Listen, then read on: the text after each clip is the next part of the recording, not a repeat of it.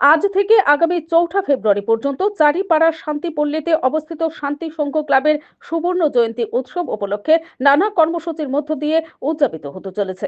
এই উপলক্ষে উৎসবের বিভিন্ন দিক সহ কর্মকাণ্ড তুলে ধরতে আজ ক্লাব প্রাঙ্গণে এক সাংবাদিক সম্মেলনের আয়োজন করা হয়। সাংবাদিক সম্মেলনে উপস্থিত ছিলেন শান্তি সংঘ ক্লাবের কর্মকর্তাগণ, যারা সুবর্ণ জয়ন্তী উদযাপনের কর্মসূচি ও পরিকল্পনা সম্পর্কে বিস্তারিত তথ্য তুলে ধরেন।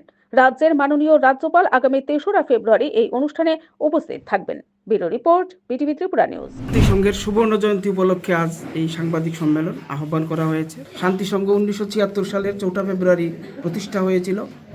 আজ মানে 4ঠা ফেব্রুয়ারি 2026-এ তার 50 বছর অতিক্রান্ত হবে।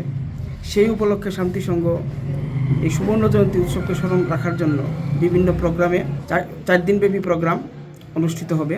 আজ যেমন 1 ফেব্রুয়ারি প্রথমে হয়েছে সকালবেলা স্বচ্ছ ভারত অভিযান, এবং এরপরে শুরু হয়ে গেছে ইতিমধ্যেই ত্রিপুরা রাজ্য স্বাস্থ্য দপ্তরের উদ্যোগে আজকে একটা স্বাস্থ্য শিবির ইতিমধ্যেই শুরু হয়ে গিয়েছে। তারপরে শুরু হবে বিকালবেলা ছোটদের বসে আঁকো প্রতিযোগিতা। তারপরে শুরু হবে বাইক র্যালির মাধ্যমে অত্র এলাকার মানুষদেরকে প্রচার করা হবে যে শান্তিসংঘে সুবর্ণ জয়ন্তী উৎসব অতিবাহিত হচ্ছে।